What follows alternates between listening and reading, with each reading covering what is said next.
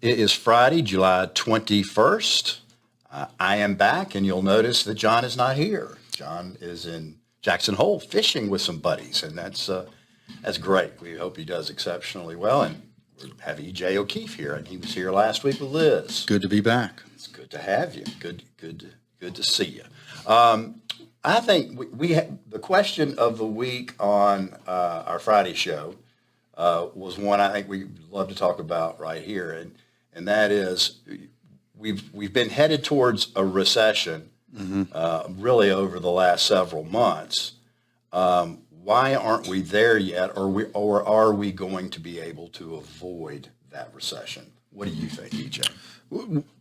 It was a great question by a listener, and we've talked about it on the show. Getting into it, we printed so much money during COVID, excess of $5 trillion. That money takes some time to unwind, and it's made the economy, made households flush for the last couple of years. I think, and I should say we think, here back half of the year, really, or last quarter, quarter four, and first quarter of next year, really going to start to see some damage in the economy with interest rates rising, student loan repayment coming off. We talked about it briefly in last week's video. Money from the consumer households really starting to wane, and the Fed can't come out and say it, but that unemployment number is starting to tick up as companies feel margins compress. They've got to look to still make their numbers for shareholders, and unfortunately, that's going to lead to layoffs. It's been a great time for the leisure industry. I mean, if you're a hotel industry, if you're in the airline industry, if you're in the cruise business, if you own restaurants, just go into a restaurant. They're almost always packed now, and that phenomenon is called revenge spending. And what that means is that through COVID, with everybody being pent up, angry, having to stay in, everything being closed, by gosh, I'm going to spend it now because who knows what's going to happen in the future.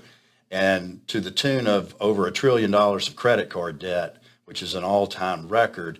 Again, you have all of this money that's, as EJ said, is flowing through the system, and it's now coming to an end as people begin to put things on credit cards because they can't afford it with the cash they have on hand, is usually a sign of margin compression.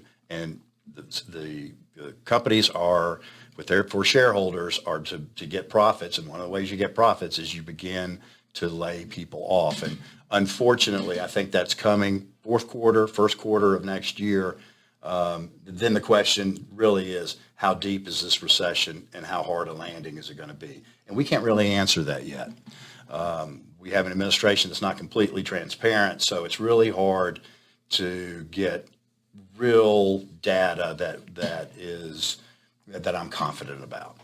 So we still have that inversion of the yield curve and at the 2 and 10s. Yeah, and it's increasing. The 2 and 10 year treasuries are at 100 basis point inversion, meaning you're getting paid 1% less to own 10-year treasuries than 2-year treasuries.